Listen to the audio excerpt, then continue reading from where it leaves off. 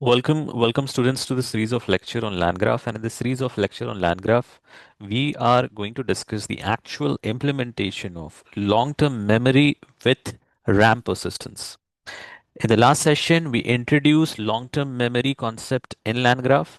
We discussed there are two different ways through which you can incorporate long-term memory in LangGraph. One is through the RAM persistence, another is through durable persistence. And we mentioned, if you haven't watched that session, and we mentioned that there is a very important abstract class is used for the long-term memory implementation in LangGraph, and the name of that class is BaseStore. I'm repeating, if you haven't watched the introduction session of the long-term memory in LangGraph, please go and watch it because you will understand what is the flow of the session for the long-term memory and you will understand the intuition. This is actual implementation session. Okay. So BaseStore is an abstract class and it will help you to implement long-term memory in LangGraph. There are two ways you can implement long-term memory in LangGraph. One, through RAM persistence, RAM level. Another is durable persistence. If you go for RAM persistence, the class that you will use in the implementation is InMemoryStore class. If you want to go for durable persistence, you can go for PostgresStore class, RedisStore class, or SQLiteStore class. It is up to you. SQLite is my favorite, but the recommended by LangGraph is the PostgresStore class. Okay. Now, today the session is not about long-term memory in LangGraph with durable persistence. It is long-term memory in LangGraph in RAM persistence or at RAM level. So we'll discuss about InMemoryStore class. But most important, both InMemoryStore class and Postgres class inherit BaseStore class, okay, which is an abstract class. So with the help of that inheritance, InMemoryStore class gets the capability to create the memory, fetch the memory, search the memory, update the memory, and delete the memory. Okay. So you can think of BaseStore class as an abstract class, and the actual implementation is happening through the InMemoryStore class, and it helps you to create the memory, fetch the memory, search the memory, update the memory, and delete the memory. And to perform these tasks, you have to import InMemoryStore class with the help of this library, and it will give you these function: put function, get function, fetch function, and search function, which is inside this class. Okay, so you have to import the InMemoryStore class. So we imported it. Let's see what are the capabilities or what InMemoryStore class inherit. So let's go directly into the inspection of InMemoryStore class. You see, InMemoryStore class is inheriting BaseStore class. Perfect. Now let's inspect the BaseStore class. If you see the BaseStore class, it's an abstract class. But let's see the capability or different function inside this abstract class. You will see the get function. You will see the search function. You will see the put function. And you will see the delete function.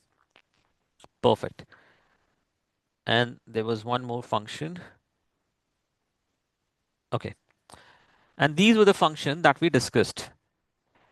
Put, get, and actually fetches like simply through get, search, and delete. Let's see that how we perform these tasks. So this is the class. So you have to create an object for the class. So we are creating a store object for the InMemoryStore class. Now I said namespace, namespace, namespace. So let's understand namespace. Without namespace, InMemoryStore class cannot perform the task. Why? Because first of all, if you see the implementation, if you see the implementation of InMemoryStore class, let's see the implementation of InMemoryStore class. See, it is in every functionality, it is asking for namespace, namespace, namespace. Okay. And if you look directly into the BaseStore class, which is the abstract class, let's see. Whichever function you talk about, get function cannot perform the task without namespace. Search cannot perform the task without the namespace. Put cannot perform the task without namespace, so and so forth. Other function need a namespace. So without namespace, you cannot move forward. So you have to define namespace. What is namespace? Namespace tells you whose memory you are storing. So you might be storing the memory of user U1. Okay. And what is the memory? What is the characteristics of the memory? The memory could be the feature of user or the characteristics of the user, or it could be education of the user, or it could be travel of the user, as in travel plan of the user. Similarly, the namespace could be of user 2, where you're trying to store characteristics, education, and travel. Or it could be for user 3, where you are only storing educational information. Okay. So here I'm creating a namespace. You create a namespace with the help of tuples. So I'm saying create it for user 1, 2, 3, and I just want characteristics. I'm storing characteristics information. You can also have a namespace where you want to store for user 1, 2, 3, and you want to store educational information. Or you can have a namespace. Now, this is important. You can have namespace where you want user 1, 2, 3 information, specifically characteristics information, and within the characteristics information, there is a subfolder where I would save the information, the distinct characteristics or the unique characteristics of the user.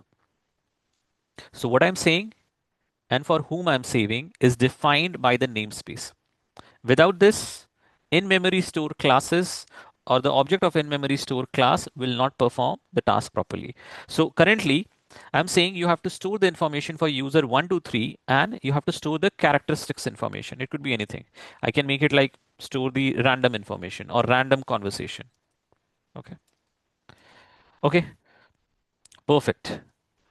Now, I'm asking, please create, please create a memory through the put function, through the put function for a namespace which belongs to user 1, 2, 3, and we are doing a random conversation, and please only store a key. Now this is a key. This key is very important. This is a key. Key is last message.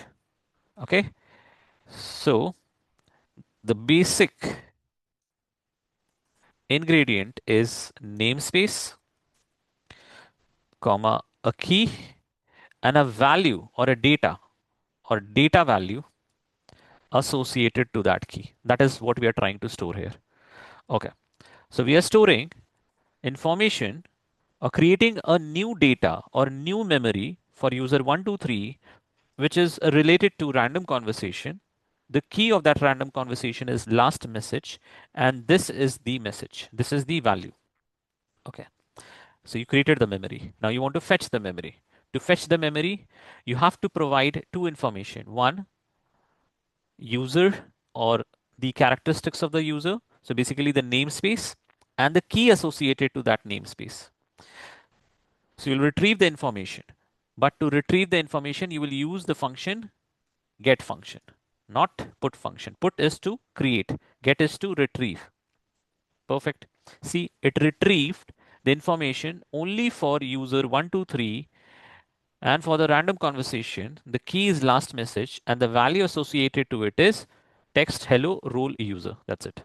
Now you want to change or update the information. You want to change the value stored inside this key. So what you do, you again provide namespace, the key you want to update or change, and the new value. This is the new value. But again, for update, what you're using the same function that is put. Okay. So for create and update, you will use function put. To retrieve, you will use function get. But understand, to retrieve the information, you need to provide the specific key. Get function cannot function. Actually, the get function cannot perform the task without this key information. That is what you need to provide. Perfect. Next. Okay. You want to store another value. So basically, you want to store another key and value associated to that key. Previously, the key was last message. Now the key is preferences. Okay. So let's store it. Now, this is important. Now you want to search. You want to search. Now, the search capability is again to fetch the information, but it will fetch all the information related to the user and user characteristics. So anything related to namespace will be retrieved with the help of search function. It will retrieve everything, no filter. It will retrieve everything. So see, it retrieved everything related to user 123 and random conversation, which was our namespace. It retrieved the information for the key, which was last message, and the value associated to it, updated value associated to it, because we updated the information. Then it will fetch again for another key, that is preferences, and the value associated for the preferences. And it will fetch all the keys related to that namespace, not any single key. Okay. Now I'm creating another namespace for another user. The user name is user123, and I'm storing chat memory. And inside the chat memory, there is a section of distinct memory. So you can think user can have chat memory, user can have like education, user can have like travel plan, and inside the chat memory, I'm storing distinct memory. Okay. The different keys associated to the user, actually the namespace too. So I'm storing different information through put function. These are the information. Now I want to retrieve everything. If I want to retrieve everything, I will use what? Search function. Okay. Now search function gives you certain capability because search function helps you to retrieve every information.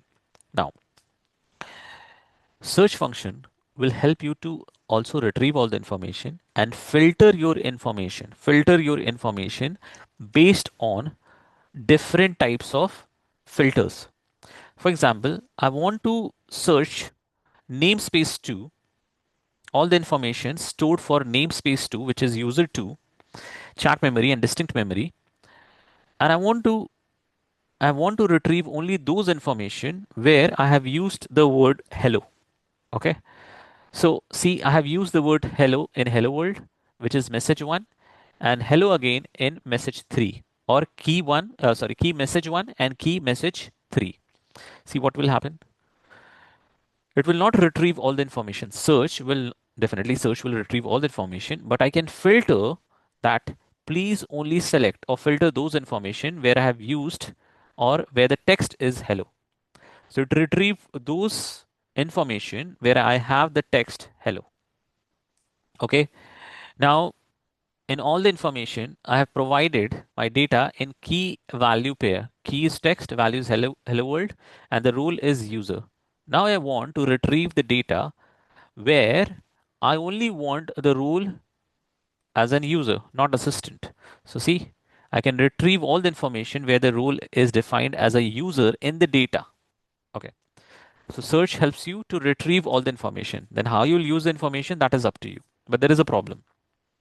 The problem is definitely search will help you retrieve all the information, and then you can apply whatever filter you want to apply on the data that you retrieve through search. But there is a problem. The problem is, assume I'm having a conversation related to my travel plan, and my travel plan is related to my specific city, Jaipur. Now, in the last few conversation, not today's conversation, in the last few conversation, I talked about Jaipur. In one of the conversation, I talked about Jaipur history. In another conversation, I talked about my preference or my travel preference in the city of Jaipur. Now, what search will help you? Search will definitely help you to retrieve both the conversation.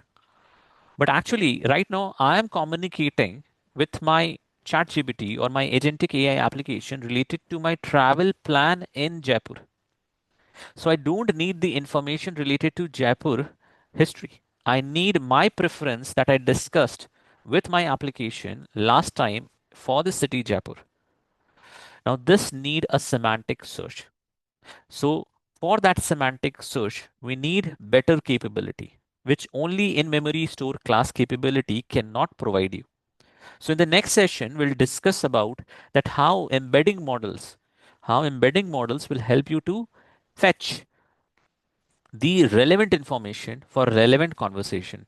Okay, how you can fetch the information through semantic searches. Okay, we'll discuss that in the next session, but still we have to discuss few of the capability of in-memory store class. You can also delete memory with the help of in-memory store class.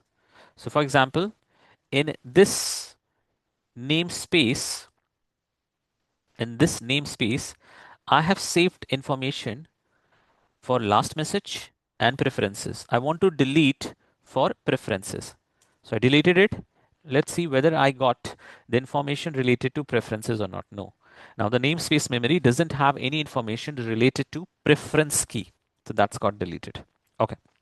So what we understood? We understood that in-memory store class inherit the base store class. Base store class is dependent upon a namespace, and we have seen that with the help of put, get, and search function, we can perform all the tasks that is mentioned here. You can create the memory, you can fetch the memory, you can search the memory, you can update the memory, you can delete the memory. With that, we have understood that how to create a long-term memory with RAM persistence. But see, in this session, we have only seen the capability of in-memory store class. We haven't felt the long-term memory in this session. Okay, for that you have to wait, because in the next session we'll discuss about how we can implement semantic memory, which are the smarter way of fetching the information than the search capability of in-memory store class. With that, I'll pause here. Thank you. Have a nice day.